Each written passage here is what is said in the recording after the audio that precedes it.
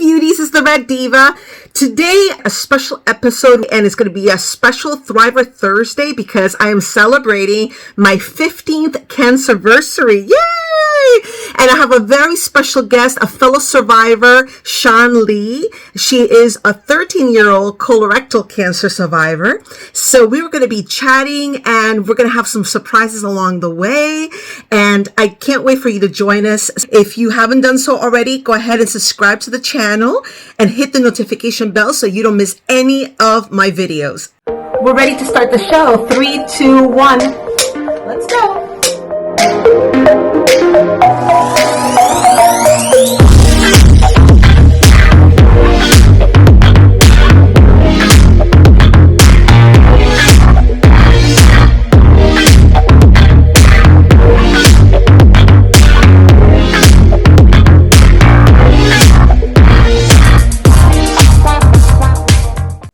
Hello, beauties. Okay, we're back. I hope you enjoyed the intro. Of course, we are doing a very special Thriver Thursday today, and we have Shannon Lee, our 12-year-old colorectal cancer survivor. Welcome, Shannon. Welcome to our special 15-year Cancerversary edition of Thriver Thursday. How are you doing today? I am absolutely honored to be able to join you on your Cancerversary. 15 years is huge. It's a huge milestone, and I know it's not easy to get there. There's still a lot of things that we still suffer from long term. So I just want to congratulate you on your 15 years. You look amazing. You do not look like what you've been through. I have to always tell you that. And you Make it till you make it, girl. Yes, and you are not aging. You just age like fine wine. You look better and better each year, each Cancerversary. And I just want to congratulate you on thriving and not just surviving, but absolutely thriving. You have inspired me the 8 years we've been friends. I love you so much. Love you too, Mamacita. Well, this is very special because I've wanted to have you on my Thriver Thursday series for a while now. But, things happen, and, on my end, mostly, it wasn't even on your end. It was on my end, just for whatever reasons that happen, things get like really pushed back. And, at least once a year, I'm able to really dedicate a nice long episode, for my Cancerversary and World Cancer Day, which happened on Sunday a few days ago. And so this one was a big one. I knew that I was going to be doing a big milestone Cancerversary episode. And so, of course, I really wanted someone very special because you are so involved, with everything that you're doing now. And now you're starting a new chapter starting tomorrow, which we'll get to in a little bit. We're going to keep you waiting a little longer before we spill the beans.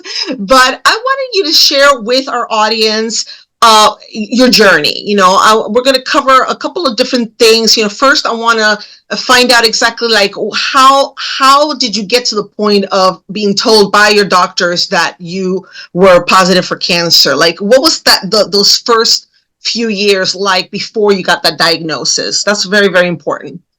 Oh gosh, you're gonna make me cry already. First I want to say nothing happens before its time, and I feel that the universe wanted us to celebrate this huge thing together because I am so honored to be here for your 15th Cancerversary. I mean, that's such a milestone. It's just so huge. And so, you know what? I'm glad that the universe lined it up where I get to celebrate with you. That's just absolutely. Absolutely. Yeah, absolutely. It was meant to be. And I wouldn't have been where I am now. It would have been a completely different story. And I probably would not be as happy or be ready to be on camera or any of that. So it just lined up perfectly. So it just works out. In terms of my pre-diagnosis story, gosh, that's 12 years long, so let me make it really short.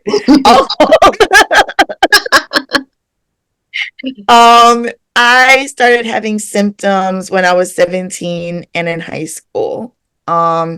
I had a stomach ache every day. And of course, kids have stomach aches when they're being bullied in school or they're struggling in their classes. I went to a really great high school where we're still family, you know. I was a and B student, never had to study. I was the biggest slacker, but had the best grades. So, you know, graduated top 10% of my class. I loved all of my teachers. I loved all my classes. So it was not an excuse to not have to go to school. It definitely wasn't. It wasn't a stress thing. So I had the stomach ache every day and sometimes at night, and I'd be crying in pain. And then I started having blood in my stool intermittently. And when I went for a checkup with my pediatrician, um, I couldn't even tell my parents. Like you know, I didn't have that relationship with my parents where I could be like, "Hey, come look at the look in the toilet," like Right, you right. know. And Yeah. the water in the toilet was like blood red, Wow. like I was hemorrhaging red. It wasn't just a little bit. It wasn't like I wiped it. It was red. I was passing mucus. Like a After I period, but not from the same place. right, exactly, exactly. And sometimes I would wipe after, and after I would wipe, it'd be clear mucus coming out like a Wow. lot. Hmm. And I never thought anything about it. Like that just clicked now, that clear mucus. I remember that happening for years. So I went to the pediatrician. I said, "Hey, I'm having these weird symptoms. What do you think it is?" And he says, "Oh, you probably just have a stomach ulcer. Take some Zantac, take some ranitidine every day, antacids, and it should get better." So, you know, I was 17. I didn't know any better. I did what the doctor said. I felt a little bit better. He told me to drink more water, watch what I ate that was acidic and spicy and whatever. I did that. The symptoms kind of subsided. They weren't as bad and as constant as they were, right? So fast forward about to 2006, I would say I moved to Jamaica.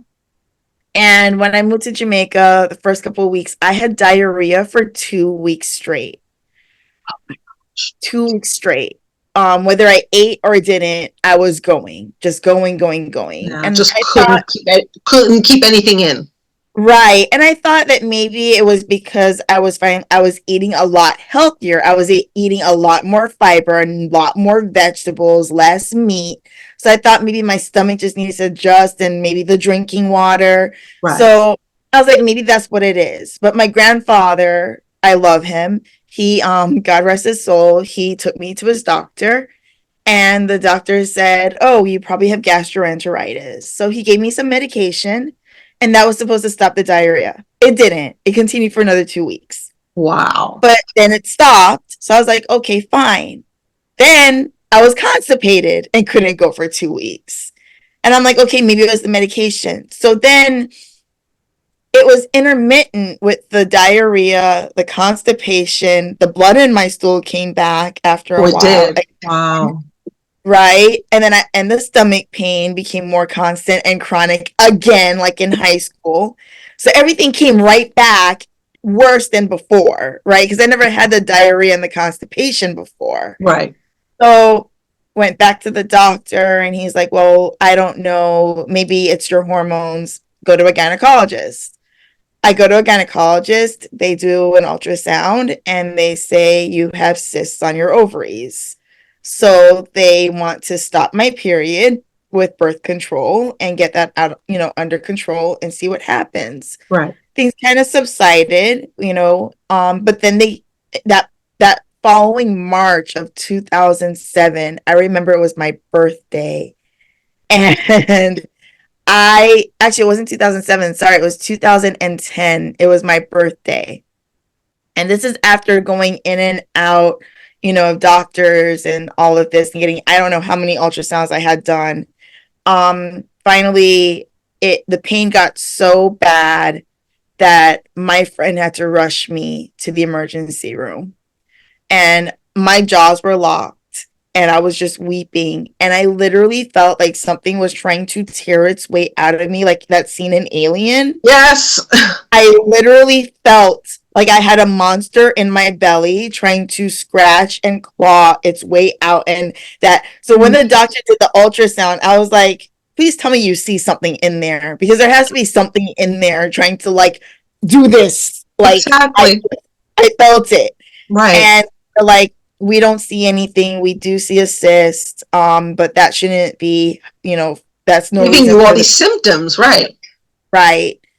So fast forward another few months, seeing more doctors, more gynos. Nobody said to go to a GI.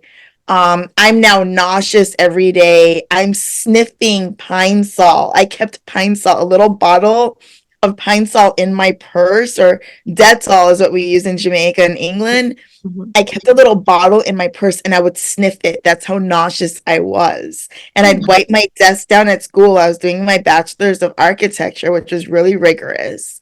Um, had the blood in the stool again. Finally went to another doctor and he's like, "Oh, you probably have hemorrhoids and it's probably stress from school. Drink more water, eat more fiber." So finally, that same doctor, he did some blood work. And it's funny, the timing that he got the results of the blood work, I was at school and I was so fit. We didn't have an elevator and we had 5 floors. I could run up the 5 floors wearing heels with a book bag full of books. I was fit, mhm. right? I was Yeah. eating healthy. I was fit. I was healthy. That day, I went and I took 2 steps from the ground floor and I was like, Wow. couldn't breathe, had to sit down, couldn't catch my breath. And just when that happened, I get a phone call from the doctor. I just got your blood test results and you are severely anemic. You need to go straight to the emergency room across the street from your university. Do not go home. Do not get clothes. Do not stop to get something to eat. He's like, I'm calling to have you admitted as soon as you get there. Wow. So I go to the emergency room and they did ultrasounds and I had a fever of 103. Oh my goodness. I was severely anemic. They wanted to do a blood transfusion. And this is after hearing everything from bladder infection, cysts, Hemorrhoids. Yeah. hemorrhoids, all of that, Yeah. gastroenteritis, all of it. Um, they tell me that I'm like, why do you want me to do a blood transfusion? This is Jamaica. It's a third world country. It's really risky anywhere, but especially there. Right. And I said, a blood transfusion should be a life saving measure. Why do you think I need a blood transfusion? What is my diagnosis? And they said, oh, your heavy periods. So I called my dad and I said, Dad, I love him to death. But I said, Dad, I need you to come and talk to these doctors because they're looking at me like I'm stupid. My Right? I've goodness. had heavy periods, never been anemic. I'm eating healthier than ever, more veggies, more fiber, right? More iron. How can I be anemic from my periods? Which I was on and off and light because of the birth control they had me on. It Right. didn't make Exactly. sense. So I said, okay, doctor. My dad says to me, Shannon, I can't come and question the doctors. I'm not a doctor. So just listen to what the doctors are telling you. And I'm like, Oh my goodness. but this is what we get culturally. Yeah. Culturally, we are told do not question doctors. They went to med school, you didn't. But now we know you know your body better than the doctors do. So you need to tell the doctors that something is wrong and something is wrong. And Exactly. so imagine me being 29 years old, telling the doctors I'm refusing the blood transfusion. The diagnosis you're giving me makes no sense. And Mhm. I'm anemic and have a fever of 103. I have an infection somewhere. Tell me what's going on. I said, I am not going to come in here every month or every week getting a blood transfusion to Exactly. contract me. I'm Right. not doing Right. Right. Right. so. They gave me iron pills and an iron infusion, sent me home. My mom came down while I recovered. She came from Miami while I recovered. I managed to finish I did my final project for my architectural degree in the hospital on my laptop. Oh my goodness. And you were how old at that point? I was 29. You were 29. So basically from between 17 and 29, it was like 12 years where you were having symptoms throughout those 12 years, but you were not getting a diagnosis of cancer at that point. Right. The real onset of the symptoms really came in like 2022 I would say 2005, 2006, they kind of started to come back with that constant stomach ache. And then the real acute onset of real bad symptoms was 2010. My final year of college was when it really got to the point where I was going into the hospital almost every week, getting doped up on morphine and then going to class, Oh my gosh. just because of the pain. And I just wanted to finish school because it had taken me that long to get my bachelor's because I'd gone through other things like sexual assault and rape and stuff like that. So it was really like me saying, I'm going to do this now and I'm going to stick to it. And I'm here dying and not knowing. So I finished class and my mom said, come up here for another opinion. Um, and so I came back to Miami. I didn't have insurance. I didn't qualify for Medicaid. So the public clinic, they didn't have any appointments for 4 to 6 months for me to get seen by a doctor. And I was scared of medical bills, right? Because I don't know what's going on. If I go to the emergency room, I'm going to be spending thousands of dollars that I don't have, right? So I 1 week, I will never forget. It was 1 week after I got here to Miami. I went outside. She was watering her plants at the side of the house. And I said, Mom, I need to go to the emergency room right now. I didn't feel pain. I just felt like the life was leaving my body. Like Oh my my goodness. energy was fading. I didn't feel tired. I just felt like my energy was fading. Like it was like, like I was breathing out my life, basically, is how I felt. And so I had never felt like that before. And so I literally felt like I was dying. And I said, Mom, I need to go to the emergency room right now because I'm either going to be paying for medical bills or you're going to be paying for my funeral. Right. I really feel like I'm dying. And she stopped what she was doing. We went to the emergency room and they did an ultrasound, said I had cysts, sent me home. Oh my God. So 2 days later, my mom comes home from work and my stomach is distended. I'm in pain. My jaws are locked. I'm weeping, crying, can't talk. My skin is turning orange. And my mom's like, we have to go back to that emergency room. And she said, I don't care if they have to call the cops on me. We are not leaving until we get an answer. So in Jamaica, they also thought that I had endometriosis or polycystic ovarian syndrome. Those were the final things that the doctors there said before I left. I come back to the emergency room that Friday. So the first time was Wednesday when they said I had cysts and they sent me home. Right. Go back to the same emergency room on Friday. Different doctors, thank God, different doctors. And they did an ultrasound. They said nothing. They saw nothing. No cysts, nothing. So they said, let's do a CT scan. They did the first CT scan, the first CT scan I ever had in my life, the entire time. And it showed an abscess in my abdomen with 100 cc's of fluid, which is almost a water bottle. Wow. And I was in sepsis. I had to do a blood transfusion, life-saving. They thought I'd need multiple units of blood. I ended up in ICU for almost a week. And not only was I in sepsis, I had E. coli and 5 other bacteria in the blood they took from my arm.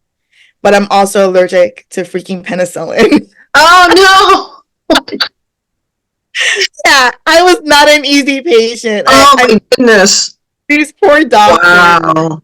So the doctors, I had 6 doctors on my case. I had a general practitioner. I had 2 infectious disease doctors. I had a surgeon. I had a gyno. I had multiple doctors on my case. And they're all wondering, how are you even alive still after having gone through everything? Yeah.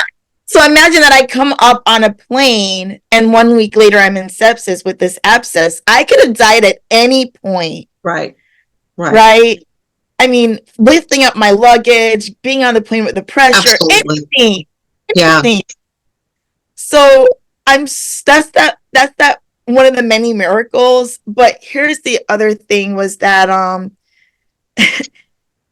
the doctors looked at me, and the general practitioner, Dr. Morrison, I love him. He said, "We want to do surgery to see what's going on, but we can't do surgery." And I said, "So if 6 doctors want to do surgery, why can't I do surgery?" He said, "Because one doctor doesn't want to do surgery." And I'm like, "But if 5 doctors want to do surgery and one doesn't, that outnumbers." And he's like, "That one doctor is the surgeon."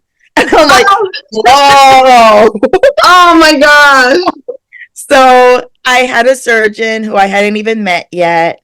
I probably did, but in ICU, I was so doped up that I don't remember any of my doctors really. Right. And the decision was for the surgeon. He looked at my chart, saw me as a 29-year-old female who was single, no kids, and said, "I don't want to do surgery on her because she could end up with an ostomy." He was looking out for my best interests. Mm-hmm. And so he said, let's do it the hard way. Let's get the infection down. Let's get the inflammation down. Let's wait 3 months and let's do a colonoscopy, which is far less invasive, Right. and see what's going on. So they're finally looking in the right place. So they're thinking irritable bowel, Crohn's, diverticulitis, Right. anything like that, right? Colitis, anything. Yeah. So unfortunately, It wasn't any of those there. really. We're almost there. We're almost at the diagnosis. That was June 9th. That was June of 2011. I was admitted to the hospital from the end of June to the beginning of July. Then again in August, again in September. So finally, when I had the same infection again, end of September. My surgeon said, "We can't get you without this infection long enough to do a colonoscopy, and this infection is really bad. You've already been in sepsis and almost died." He's like, "We're going to have to do exploratory surgery and see what's going on." Yeah. And my mom and I looked at him because I knew from high school that these were symptoms of colon cancer. But of course, you hear it's over 50. This is 2011. Right. Exactly. So I'm thinking it couldn't be, but I'm like, but all of the signs line up. Right. So me and my mom's a biology and anatomy teacher, and I had done honors at AP biology. So I was really into the biology and the anatomy. And so we both did the doctor, the surgeon, and we said, "Could this be cancer? She has all the telltale signs." And he said, "She has a 5% chance." Because in 2011, it was a 5% chance of having colon cancer under the age of 50, right? 1 in 20. Right. So he wheels me into surgery. That was October 4th, 2011. And I was supposed to be a 45-minute surgery, and he loves working in the middle of the night. So my surgery ended up being 10 hours overnight into October 5th, which is my dad's birthday. So I kind of have like 2 cancerversaries. I celebrate the 4th or the 5th or both, like whatever, 2 cakes and everything. Right? Like I'll just celebrate from the 4th into the 5th. You're just trying to be greedy. That's what it is. So it works out because my dad's birthday is the 5th, and I don't want to steal from his birthday. I was diagnosed on his 60th birthday, which is crazy. And he had never done a colonoscopy yet. Let me add that. Nobody in my family had. Yeah. Yeah, so, let's not talk about family's behavior or lack thereof, right?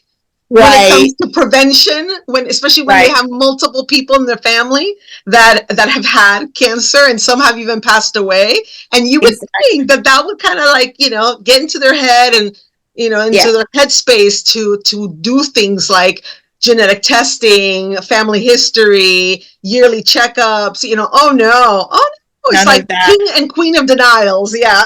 Yeah, none of that. Yeah. So I went into surgery, and I came out, and I was so doped up on pain meds that honestly I was hallucinating for an entire week. Right. I was on the IV Dilaudid, and then I also had the pain pump of Dilaudid for all the pain I was in. So my mom found out that I had colon cancer when the doctor came out of my surgery. Right. My entire family then knew that I had colon cancer. My dad got the call thinking it was his birthday call, and he gets the call from his sister. Your daughter has, at that time they thought I was stage 4. They hadn't gotten Oh, pathology back. I was so messed up inside, they thought I had stage 4 cancer. but you didn't. Oh, I didn't. It was when pathology came back, I was downgraded to stage 3C. But luckily. So my dad gets the call while he is actually there registering me and ordering my gown and everything for my graduation from college a month later. So he didn't know what to do. And I guess luckily my family knows that I'm crazy. So he said, I'm going to register her for graduation and get the gown anyway. And he did that.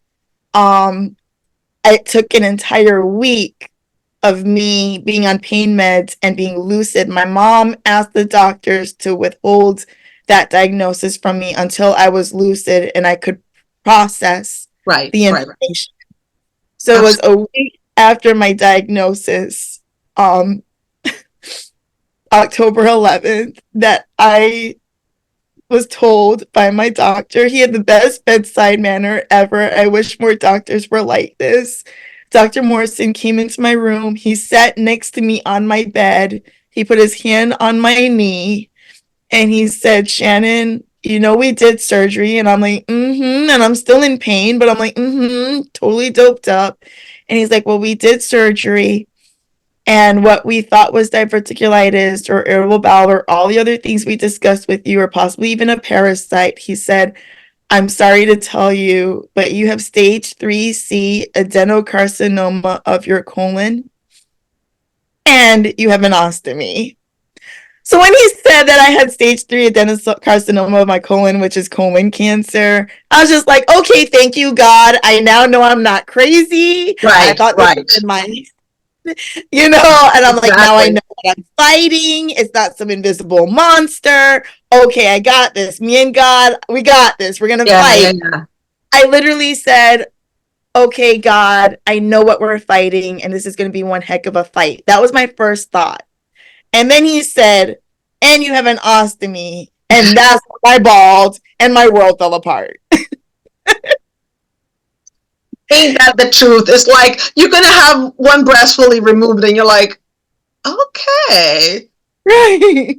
yeah, yeah. Yeah. It It's was hard. It's like when things are internal, you can like sort of make sense of it in your brain when it's like, okay, I'm going to be doing this and that, but it's all inside, but when it's right. going to affect the outside, that's really hard. It hits hard because people, we have vanity, it's a normal thing. It's part of us feeling confident and having, a desire to put ourselves together and stuff like that, and not just Right. like Right. roll out of bed, and that's it.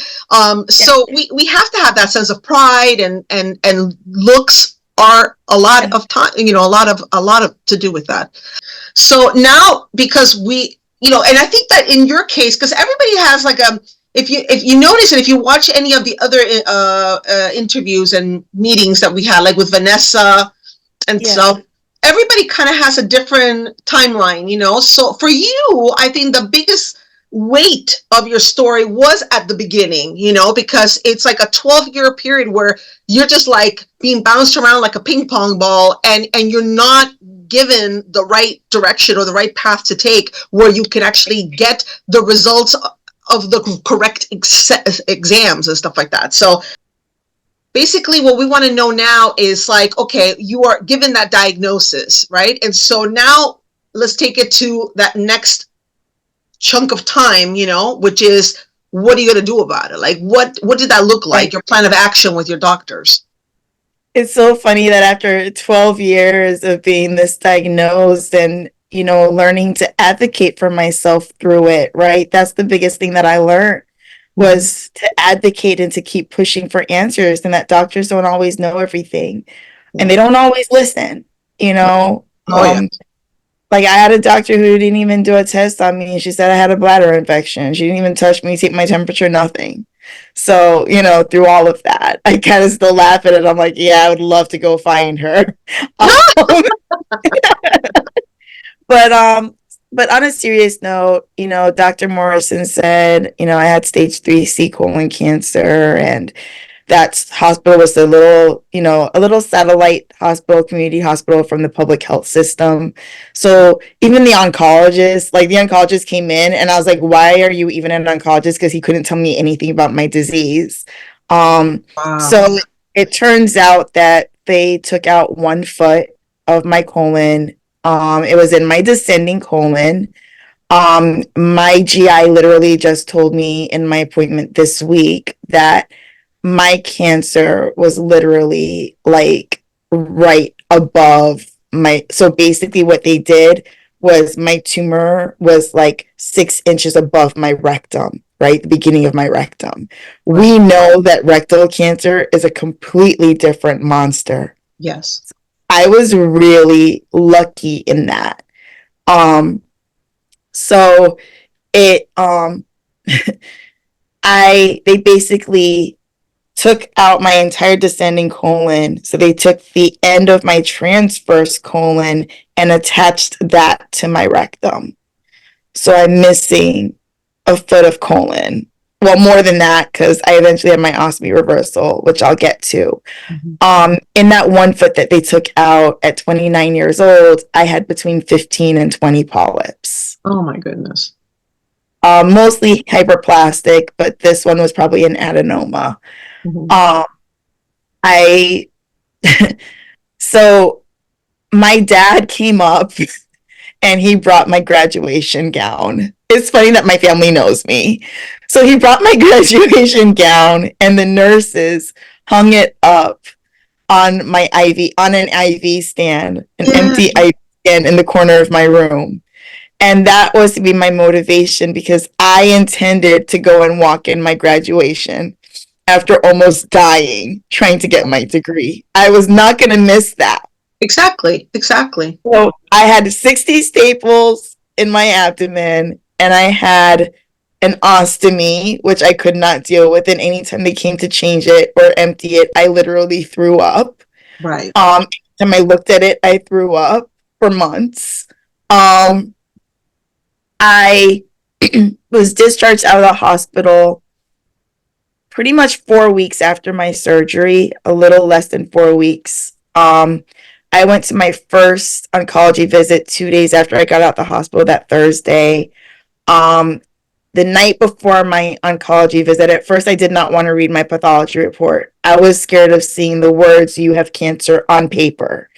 It's one thing to hear it, yes, but see it on paper is a with all the jargon and all the medical jargon and the keywords and you're like, what? Yeah. I just felt like it made it official if I saw it. Yeah. But the night before my oncology visit, I said, Shannon, you're being absolutely stupid. You need to read your pathology report. You need to look things up. And you need to go into your doctor not with what are you going to do for me, but what are we going to do? Exactly. You need an empowered, educated patient. Absolutely. You have to do your own research so that way you know what questions to ask the doctors, because ultimately it's teamwork. It really is teamwork because they alone cannot do it. You alone cannot do it. But you, with your will and desire to live and to follow the instructions and to do the right treatments and the recuperations, that's on you, but then the doctor needs to have that cooperation from you, because a lot of patients are stubborn. Oh my goodness. I mean, I don't blame doctors losing their cool, sometimes, because people are very stubborn. They don't like to listen to the doctors, but at the same time, you have to have that sixth sense inside of you that also can question them and say, hey, this doesn't sound right because this doesn't feel right, so then it takes two and go. Yes. Absolutely. You have to balance it. You have to know how to diplomatically advocate for yourself, but you definitely have to advocate for yourself. And after being misdiagnosed for so long, even by my pediatrician, who I absolutely love and my family loves, he's taking care of every child in my family, including my little brother, and my cousins, and my niece and nephew. But, after being misdiagnosed by those doctors and not being listened to for so long, I realized that at this point in the game, now that I knew what I was fighting, I needed to know what I knew. So I never played sports, but one thing that I know is that when one team is going up for a big championship game against another team, what do? They watch the shorts. They watch and they see the strategies. They see what player is good at what. They go and they see what plays they've used, right? Mhm. So although I didn't play sports, I was like, my doctor's not just going to be my coach and tell me to go run a play.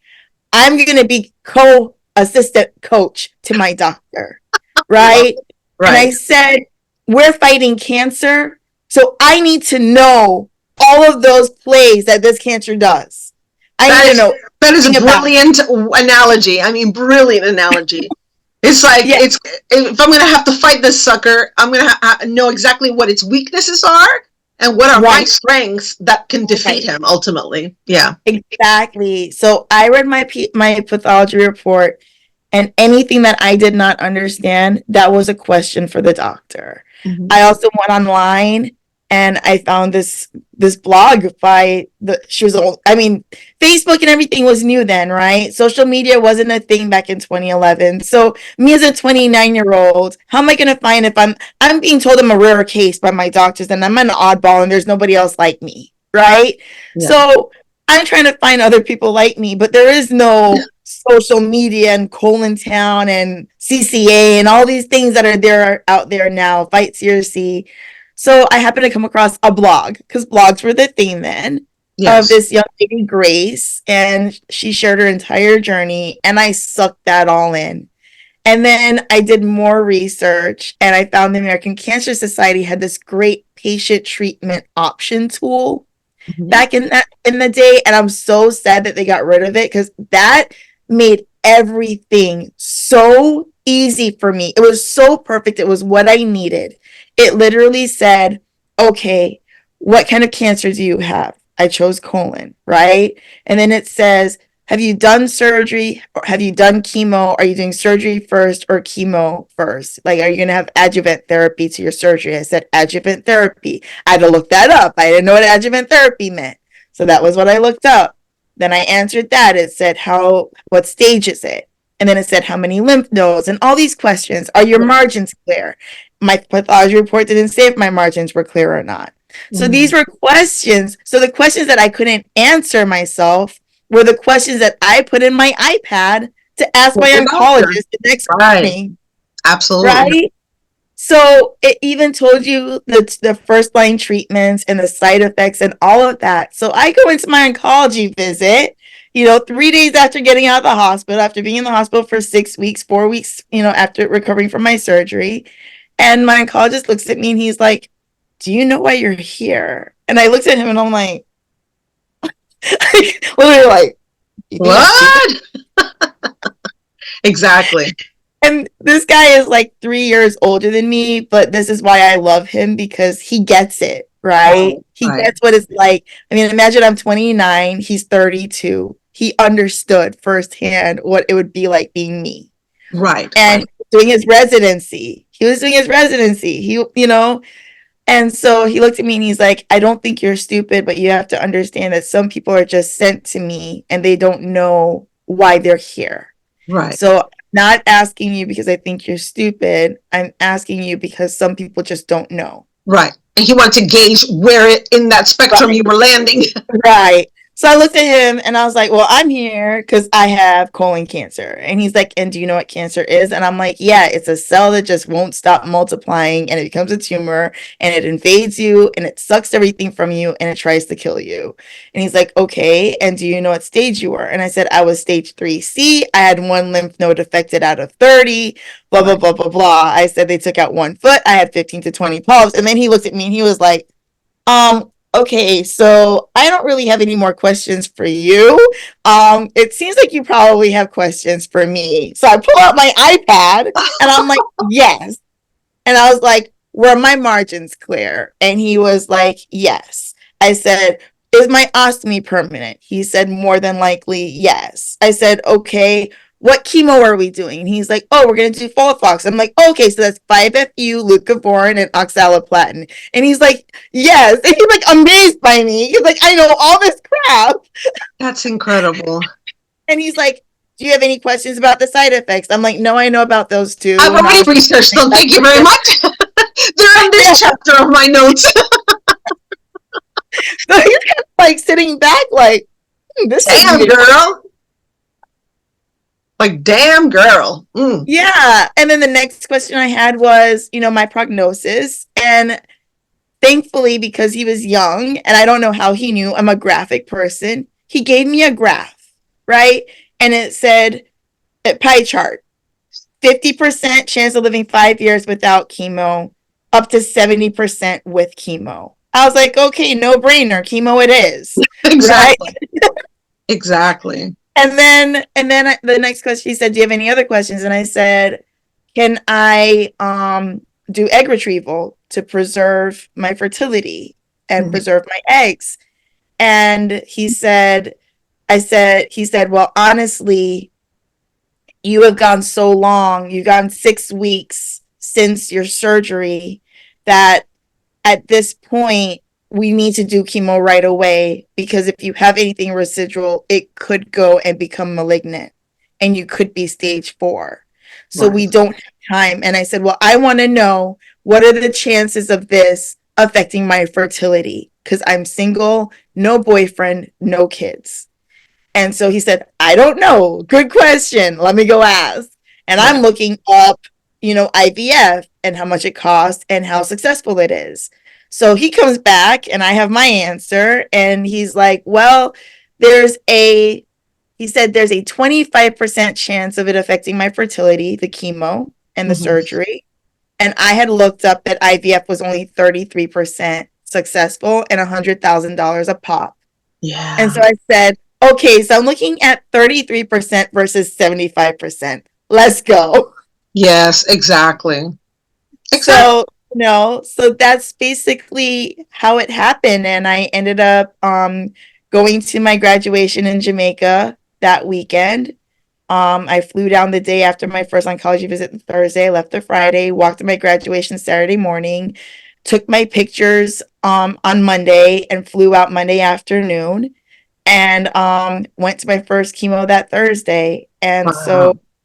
my chemo, they thought I needed a wheelchair for my graduation. After being in the hospital so many times and being NPO every time, Mm.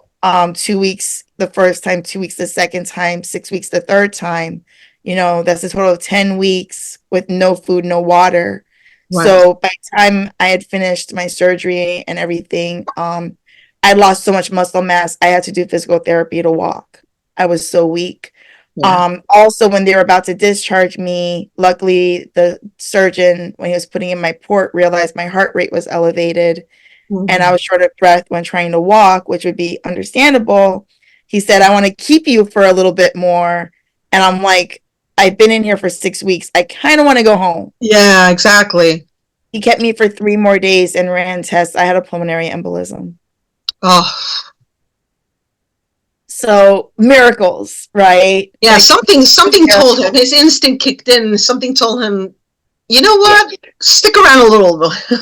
Yeah, and I'm glad I did. I could have gone to Jamaica. I could have gone home that night and died.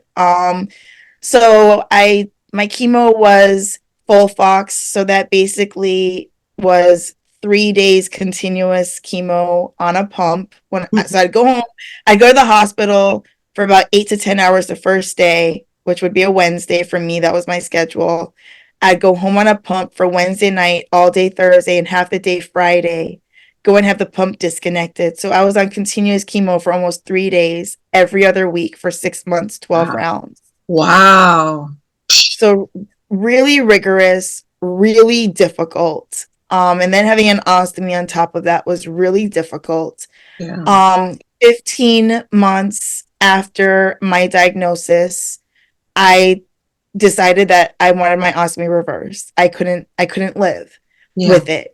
Yeah. I had actually seen a doctor prior to finishing my chemo, and she said, oh yeah, we'll just do a colonoscopy, and when I get the results and you're all clear, we'll schedule your surgery. And I looked at her and I'm like, you're probably not going to see me again, but it's nothing that you did wrong.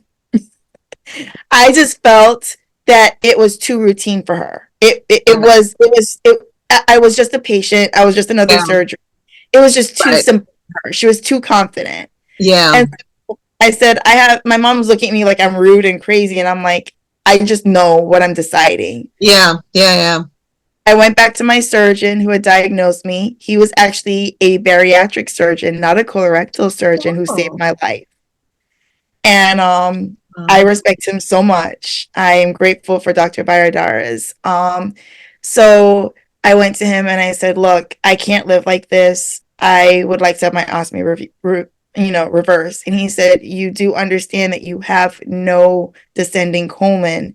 You're going to have your transverse colon connected directly to your rectum, which Right. might cause a lot of digestive issues." He said, "Not only that, but I might try to put you together with the ostomy. It might fail, and you end up with another ostomy or a urostomy if something goes wrong."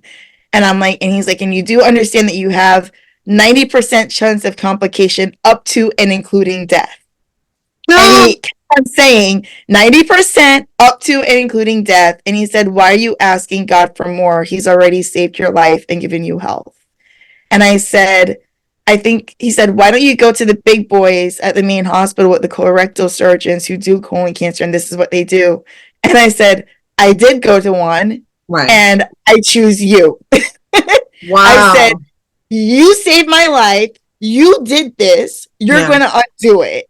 Right. Yeah.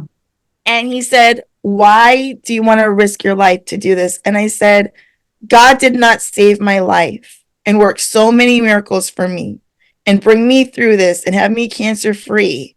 And I'm so young for me to live like this that is affecting my life." Because back then I didn't know any other ostomists. There was no support. There were no Right. ostomy nurses. There was no help. I was Nothing. figuring it out trial and error on my own. Right. Right. Right. And without that support system for something that is not the most comfortable thing to deal with, you feel very alienated.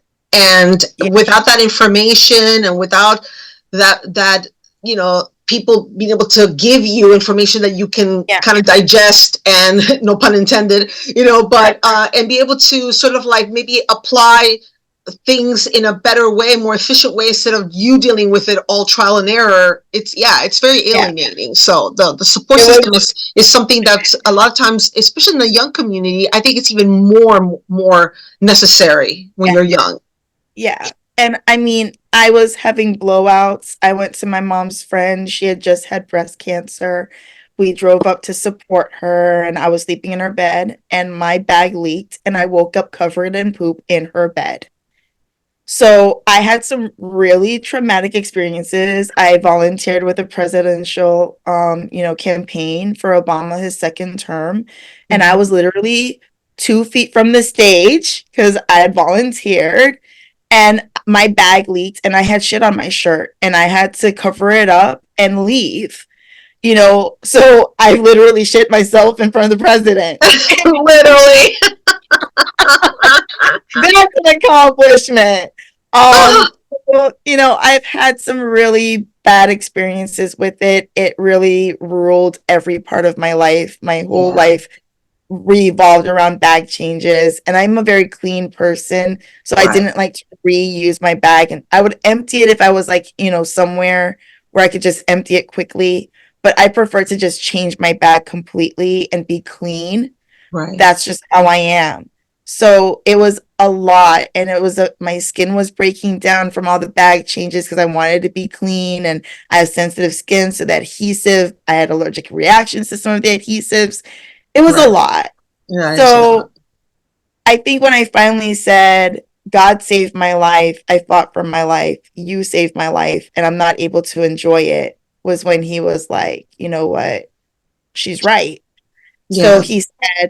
he said, I literally went to him like every month for 6 months trying to convince him to do this surgery.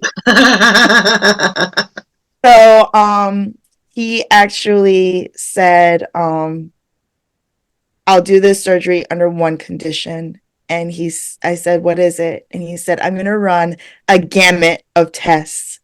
And if you have even one cancer cell in your body, we are not doing your surgery, because if I touch it, it's going to just spread like wildfire." And Right. and I looked at him and I'm like, "That's why I chose you, because the other doctor didn't care about that." They didn't even bring it up.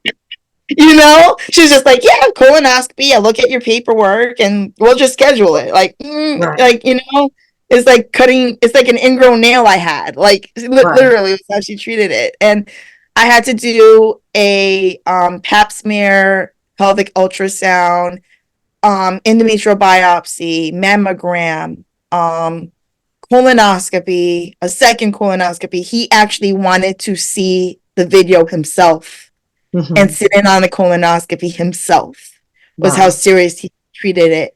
I had to go and get my heart tested, chest x-ray, chest ultrasound, all of that. Like, Everything. Head to toe. tested everything, head to toe, PET scan, all of it. Right. Um, so everything came back negative, and I did my ostomy reversal, and I did not have any kind of complication whatsoever. I do God want to bless. mention that my ostomy reversal was actually 1 year after the passing of my grandfather, who was diagnosed with pancreatic cancer a month after I was. So Mm. he died January 12th. So that was January 12th of 2013 that I did my ostomy reversal. And I feel like it was a sign. I Right. went in there feeling like it was a sign. Um, so that's really my journey in terms of my treatment and everything. It was much easier and much better to cope with than what I had been with through before. So Absolutely. Absolutely. That's what I was saying. Like you're the weight of your journey definitely lies at the beginning, because the not knowing for over a decade, that is just it's so debilitating because you feel like, are the doctors gaslighting me? Like, what's happening here? Like, I like yeah, they're trying to make me confused on purpose, or like what is this? I mean, this never ending roller coaster ride that just like, oh, nobody wants I to get on. actually I actually started thinking that it was psychosomatic and that I was Right. literally going out of my mind. Yeah. Like, I literally was thinking that although that pain that I felt was real, I and not being able to poop for 2 weeks at a time or having diarrhea for 2 weeks, like, I literally started thinking that it was all in my head. Right. Like, I really thought it was all in my head. And so when I finally got that diagnosis, it was like, okay, I'm not crazy. Right. Like, I was ready to go to a psych hospital. Like, Right. Right. Right. you know so I'm just grateful that I got to the point where I did. And the ostomy reversal, my doctor was right. I have not been normal. I'm still not normal, but I'm more normal than I've ever been. Right. But up until last year, there were times when I was literally like, I can't hold my poop. Like, when I have to go, You I better have to find go. something. Yes. So, like, I hated public restrooms. Now I just have to just get over it. Just, You know, yep. Yep. there are Absolutely. times where I have to wear Depends because if I have diarrhea, I can't hold it and I'm pooping myself. Right. Um, I've had partial bowel obstructions and bowel obstructions. Last year was the first year, I think, where I didn't have to be hospitalized for that. Yeah. Um, so it came with its challenges. At first I couldn't even, like, I was thinking about going and getting my bag back because it was so hard with my digestive issues. Right. And then I started having back in like 2013, right after my ostomy reversal, Mhm. crazy me, got out the hospital. I was in the hospital working on my portfolio and application for a master's degree in architecture. Oh Because my obviously I'm goodness. a glutton for punishment. Of course. So 2 days after I get out the hospital, I go and with 60 staples in my abdomen, I apply for my master's degree. I got the opportunity that summer from a friend to go to England and work for a luxury design build firm, Mhm. which was a once in a lifetime opportunity. So I had a routine oncology visit at that time and to get scan results, doing it every 3 months at that point. Right. And I had been all clear until then. So I expected to just be all clear. Despite this anxiety, I was like, I'm probably going to be all clear. Nothing to worry about. So I just want the doctor's clearance to go to England, right? Right. And she comes in and she's like, I am sorry to inform you, you need to cancel your plans. We see spots on your liver. and they are suspicious for metastasis and malignancy. And I looked at my mom, and my mom looked at me, and I'm here smiling to myself. And my mom is like, oh, not this girl again. So the doctor left the room. She's like, you need to do biopsies as soon as possible. And I looked at my mom and I'm like, Mom, I'm going. And she's like, what are you talking about? Did you not Right. hear I have stage 4? And I'm like, Mom, I'm going. I said, if I go and if I don't go and I come Right. back and I do the biopsy, find out I have stage 4, I'm going to be mad that I didn't go, Mm-hmm. right? If I don't go and and the biopsies come back all clear, I'm going to be mad that I didn't go, right? Right. Right? So cancer or not, I'm going to be mad if I didn't go. If I go and I come back and I hear you had stage 4 cancer, well, at least I went and I worked in England for 2 months in an architecture firm and I experienced that, right? Right. If I go and I come back and it's not cancer, then I'm even happier. So I'm Right. like, Mom, the happiness is in me going. I don't care. So I was supposed to stay with my friend who got me the job, and I call him while still in the doctor's office. My mom is thinking I'm absolutely nuts, but she knows that she can't tell me anything. I call my friend and I call Sean Johns. We're still friends. And I said, hey, Sean. He's like, what's up? You're planning your flight? I already found a flight, round trip, $800. Like, I already was like ready to book it. And I'm like, so I need your opinion on something because I'm staying with you. And he's like, you're good, right? And I'm like, I don't know, but I'm okay. But so they see spots on my liver and they're saying I need to do biopsies and that I should cancel this trip. But I intend to go and I'll be staying with you, which means that if anything happens to me, it's you that's going to have to take me to the hospital and navigate everything. So I want you to know what's up. And he's like, Shannon, why are you calling me? Whatever you have is not going to kill you in 6 to 8 weeks. Wow. And so I booked my trip and I went. And Gutsy. I came back, I did the biopsy, it came back inconclusive. I started my master's degree, and throughout my master's degree, I was still undergoing tests because none of the biopsies came back with any conclusion of what it was. So your gut feeling was correct once again in saying, you know what, I'm going to risk it because I have a feeling that this is not going to really turn out to be anything. Right. And even if it was, even if I ended up dying, I definitely wanted to know that I had gone to England. Like, that is a huge once in a lifetime opportunity that I was not going to pass up either way. Life or death. We're going to take a quick break and we'll be right back. Okay. So where does that leave us today, Shannon? So, geez. So this is 12 years post-cancer after suffering for 12 years with cancer. So it's kind of a crazy milestone, that duality, right? So in 2016, I graduated with my master's. I started working right away. So I never took a break. I just went straight out, hit the road running, and took off like a plane, right? Yeah. So worked in landscape architecture for a while. Then I worked for local government. I have to be careful what I say. Worked for local government since 2018 until this past November in construction management, program management. Loved my career, obviously. Faced a lot of discrimination due to disability, race, gender, all of it. And so in standing up against the discrimination, I found out that HR really isn't meant for us. They make us think that they're there to protect us, but they set us up. They set us up, right, for retaliation and all of it, and they cover things up. And so that brings me to now. My last job, my supervisor was really petty, and when I stood up for all the wrongs that he was doing to me, he terminated me. I ended up in a much better department. And then because I was happy, he decided, oh no, you're happy, I didn't break you.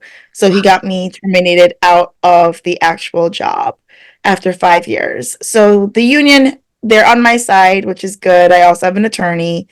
But in that time where I was under investigation and, taken off duty, while still being paid, so it worked out. I got the diagnosis of arthritis in my hip. Mhm. I've also suffered from gastroparesis because of my chemo damaging my vagus nerve. I also have endometriosis. So since 2016 and having, my career, I have been fighting through a lot of chronic issues. Right, right, And I have to say that I started off in 2016 as a graduate with my master's making $17 an hour that I had to negotiate for. And when I walked away, I chose to walk away in November. I was making just $140 short of six figures. And when I started with that job 5 years ago, I was making $42,000 a year. So I wow, put in the work. I put in yes, the work, and I always felt that my career was the one thing cancer hadn't taken. That's why I fought so hard. so I hard to need have a that, yeah, degree. I need my career. I don't know if I right, can have kids. It's the one thing, dating is hard. I had a broken engagement because I was sick and he was also just a jerk. right, But it's been hard. I'm 41, going to be 42 next month. I'm single. hmm. And, the dating thing is hard, and friends and It family sure is hard. is. Right. So, I think friends it's and challenging for everybody right now, family, it because especially is. post COVID, it's Yeah. COVID created this whole isolation thing where, even if you weren't dragging a severe illness or a chronic illness for decades, it still has been Right. such a challenge. It has triggered so many people with mental issues, anxiety, depression, isolation. So like the COVID pandemic really created like a crater, or like when you go see the Grand Canyon and you see Yeah. like this Yeah. whole thing like cut out of Yeah. mountains on Like a each side. chasm. Yeah. Yes, absolutely. Yeah. So it's yeah. So if for regular healthy people, it's already created Right. like a huge mountain of issues. Can you imagine for us that are 10, Right. 20, 30 years out? I mean, you and I both know survivors that got cancer when they were kids, and so they're like in their 30s, 40s, and 50s, and they've Yeah. had cancer, in their circle for many decades. So yeah, it's not easy, not easy It's at all. It's not. And then I'm already like, even before COVID, I was a hermit. Like, I never really went to the supermarket. I ordered all of my food, all my groceries on Amazon Fresh because I didn't like people coughing on my produce and all of that. Right. So I don't really go out. I don't like crowds, even now. And after my cancer, I'm claustrophobic. I have the social anxiety. I have a lot of issues. So it makes dating really hard. And then I'm also a sexual assault, domestic violence survivor as well, suicide survivor, all of it. So I'm very complex. And in recent years, my family, I'm going to be totally honest and transparent with you because you're my friend and I know I can talk to you about the real stuff. My own family and friends have isolated me. And when I confronted my family about why, I was told, because I'm always talking about my shit, they're tired of hearing about my shit. And I don't know when it's not good to talk about my shit. And so I therefore decided to finally embark on something that my friend Lee Silverstein has been telling me to do for 8 years. We've been friends for 10 years. And for 8 years, he's been telling me, Shannon, your voice and your story need to be heard. You're Right. young. You know how to talk about things. People love you. You love Yes. people. You're genuine. He's like, Genuine. you need Absolutely. to have a YouTube. And I'm like, I love taking pictures. I hate being in front of the camera. I'm like, I don't know what this dude is talking about. Then I actually secured my YouTube like 2 years ago during COVID in 2021, because I started doing like interviews virtually. And so that kind of wet my feet. And then Yeah. he wanted me to do it so bad that and then I also I'm a perfectionist. So I have to have my little studio ready and It I has to designed, be perfect or yeah, it's going to have to yeah, wait. And then it yeah, never gets done because life is not right. perfect. Yeah. Right. And so last year, Lee sent me a message and he said, "You have no choice but to go to Podfest in Orlando this year. It's always in Orlando. I had no excuse before." But he's like, he got me a free ticket and he's like, "I'll be there. I hope to see you." And so I went to Podfest. And then when I went to Podfest, I met another cancer survivor, Tim Sohn, who he has leukemia, he has AML, and it's so funny because I just happened to be asking him if I was going into the right room for a track, and it turned out that it was a healthcare track. And so I was like, what's your, What's your your issue? type of care? And he was like, "Oh, I'm a cancer survivor." I'm like, "Oh my God, so am I." And he's like, and he told me what kind, and I told him what kind. And I said, "Do you know about this group, Man Up to Cancer?" And I'm like, "My friend started it." He's like, "Yeah." I'm like, "You should join the group." He's like, "Oh, I'm already in it." So we took a selfie and we sent it to my friend Trevor to say, "Look how successful what you're doing is." That I met Yes. a total stranger who's from Pennsylvania. I'm from Miami. We meet in Orlando, and he's already in your group when I'm trying to tell him about it. So Tim and I became best friends real quick. We talk every day, we text every day. We are so alike. He's one of the first people that I can actually just be myself with. The Yes. good, the bad, the ugly, the sad, the whatever. Tim has seen it all. And we did not see each other in person again until September for a live event linked to his show, which is Showing Up Perspectives on Cancer, where we talk to cancer survivors and anyone touched by cancer in any way, even medical professionals, or if somebody's pet had cancer, anything, as long as you've been impacted by it in some way, which is pretty much everyone. Right. Um, and then I was his guest unexpected because the guy who was supposed to be his guest ended up getting COVID and couldn't come and couldn't do it virtual. So I was his guest in person, and everybody kind of, loved me. And Tim, decided that he needed a new co-host. And so I have been his co-host on his show. So that kind of wet my feet. And then Lee, I went to Podfest this year with Tim as co-host, branded together for the show to promote the show. But Lee, unfortunately, is on hospice.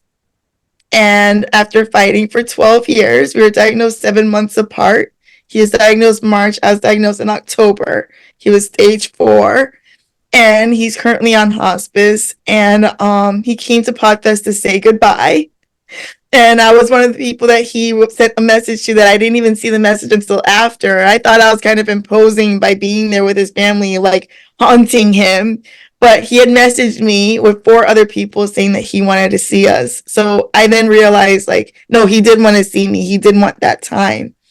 So that prompted me to do what he told me to do for 8 years. Exactly. Because from when I said Blue Couch Chat on YouTube and I secured my channel, I reached out to Lee and I said, "Lee, you have to be my first guest because you're the reason for it all."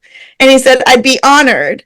So he's going to be my first guest on Friday. And I am super excited. And it's going to be a really special, really emotional episode, but it's going to be real. It's live. It's going to be real. And I have a lot of surprises for him. He has no idea what I have in store for him because he is so special. And getting this show together in a week and a half has been a Yeah. labor of love. I mean, I did Absolutely. my set. Yes. Yes, and we're doing this episode, which this is going to be launching tomorrow. So when you're watching this, this is us the day before. We're planning on Right. taping this on Wednesday, and then tomorrow, when you guys see this, you'll be only 24 hours away from watching the premiere of the Blue Couch Chat, which will be Shannon's very own YouTube channel for this. Yeah. And of course, I'm already in line to be a guest in person Yes, you on her channel are. as well. And Yes, we, you are. we've known each other for what, 12, 8 years. We've known each other for 8 Years. years. Yes, and in person, we met 2 years ago in person. So we had a great friendship for 6 years without meeting face to face because you live in Florida, I live in New York, and so for those of you that don't know us personally and don't know automatically where we live, but you've mentioned about South Florida, so but Right. yeah, it's we met 2 years ago. I went down there to celebrate my 50th birthday, and so we I said, "Hey, definitely why would. don't we have to get together?" And you were so sweet, and it was like being with a long lost friend from my childhood. It was just automatic, and and so since then, of course, we've seen each other a couple more times in trips that I've Right. done to Florida, but because I grew up in Miami, some of you know. Right. And this episode that we're doing right now also will be featured in your channel as well over the weekend. So I know Yes. that Yes. you want to get Lee to be your first episode on Friday, but this will be Yes. rolling out as well. So you guys will be able to follow me, and my peeps are going to follow you, and so it's going to be just Yes. a big love fest, to welcome you into this whole YouTube community because it is a wonderful community, and there's just It is. It is. I have to say, I've been telling you about Podfest, so now I'm being like Lee and telling you you need to come to Podfest because you already yes, have your YouTube. But the Podfest community, the way that they loved on Lee, he was treated like royalty. There was a line of people who just wanted to see him and hug him and tell them that they love him. So wow, Lee has his colon cancer family who loves him. He has his family who loves him. He has his Podfest family who loves him. It was a wow, beautiful thing because it made me fall in love with Podfest even more because I realized how much a family it really is. It yeah, was so beautiful. So I also want to say that I'm not just on YouTube, although that's what I'm really trying to promote. I am on Facebook as Blue Couch Chat, also as Shan Lee. I yes, stream on both pages. I'm on Insta as Shan Sam Lee, as well as Blue Couch Chat. I'm on LinkedIn as both. And I am also, I just joined on X, although it comes up as Twitter and redirects to Twitter still. I am on X as Blue Couch Chat. So you can fantastic. follow And I will me be on putting those. everything underneath the screen. You'll see everything down here, and also in the description box, you'll see all the links for her. So it will be easy breezy to be able to follow you there. And of course, this is going to be an ongoing conversation.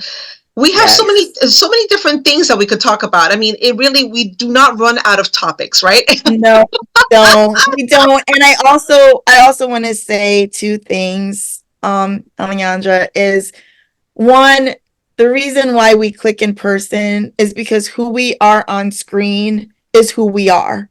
We're Exactly. authentic, we're transparent, we're genuine, and we honestly love each other even before we met in person, Absolutely. right? And Absolutely. that's why it just clicks because there's no fakeness on our social Right. media, Right. right? Exactly. Real. Exactly. And then the other thing that I want to tell people is that if you want to be a guest on my YouTube channel, every story counts if you're affected by colon cancer or anything else as a young person, a minority, underserved, misdiagnosed, Yes. gaslit as, medically, any of it. I will talk to you. It's not just about colon cancer. I will talk about mental health, suicide prevention, all of that, Yeah. domestic violence, sexual assault. I've been through all of it. It's part of my story. But I also want to say that the tagline, because of people being tired of hearing about my shit and me talking about my shit, Blue Couch Chat is the safe place to talk about your shit. I love it. Yes. Yes.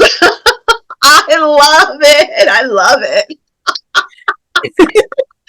What do they do? It's like, you're going to make that lemonade and put a little shot of vodka in there when they hand you that tray of Yes, lemons. And you're like, yes, yes, let's drink yes. to that. Let's drink to that, Shannon. Let's drink to that.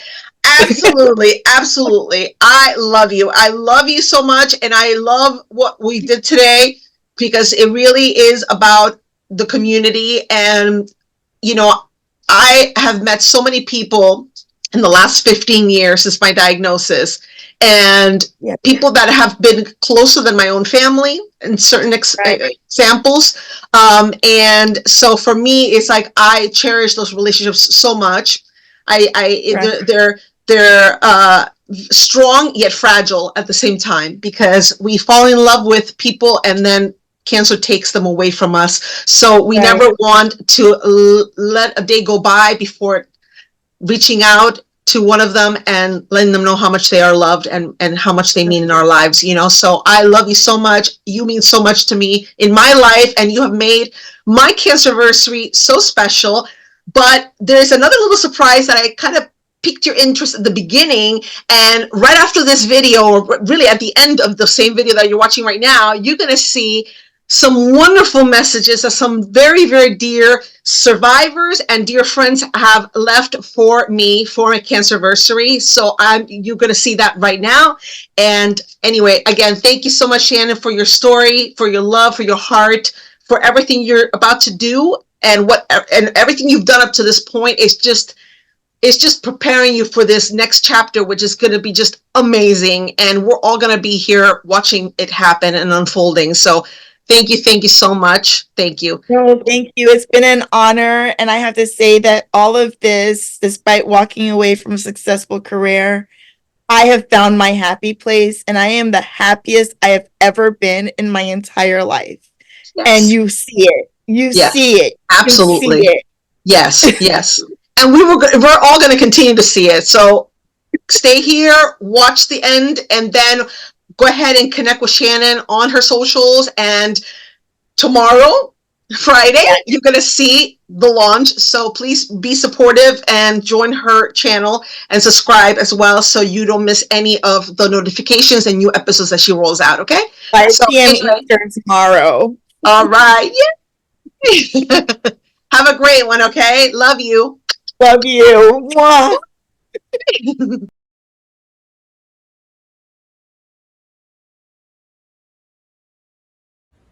My name is Amy Yaniak from Loving Your Life, Be Authentically You. And I just want to wish Red Diva a happy Cancerversary! Woohoo!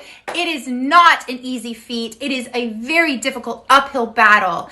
And you have been a light to so many women, including me. I have stage 4 cancer as well. And to see someone that has beat it and see someone that's making a difference in the world is such a beautiful and inspirational thing. So I am so super proud of you. As you know, I knew you back from Miami when you were singing and a beautiful woman. And I just want to say that I'm so grateful to be considered your friend and so happy that you have made it through this battle of cancer, because it's not easy, and giving love and inspiration and support to so many people who are also going through the same thing. Happy Cancerversary! To my girl Allie, the Red Diva, Johnny Saves here. So excited to just wish you a very happy and blessed 15 years cancerversary.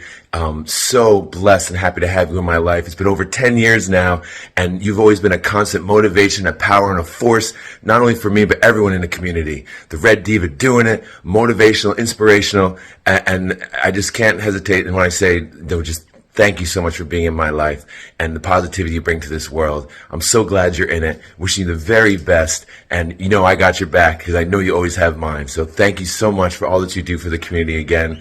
And I love you. Be well. Have a great day. And keep being that diva. No one ever wants to hear the words, "you have cancer." It's scary. It's frightening, right? And then it affects every area of your life. And it's not something you wish on anybody. But the one silver lining that comes with cancer is meeting people like you, Alejandra. You are my friend. You are my fellow advocate and cancer survivor. And I wanted to take a moment to wish you the most amazing, happy, and blessed cancerversary.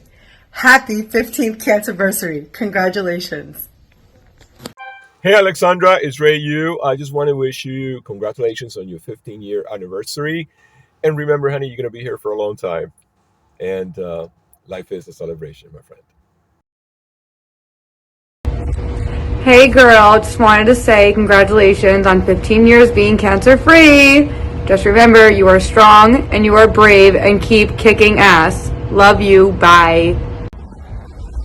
Hello, here from Mesa, Arizona. Todd Koza here. I would like to say hi to the Red Diva. Well, congratulations on your cancerversary and World Cancer. I'm very proud to say that you are an awesome contributor to the Cancer Society, showing much love and respect for other people that are fighting cancer. I'm proud that I know you. You're my cancer sister. I'll love you until I die. You're an excellent person, and a lot of women wish they can be you, and I wish I can just learn from all what you do. Hey, Miss Diva.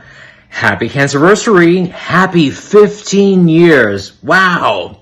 You are incredibly strong. You are a great, great person and example to follow.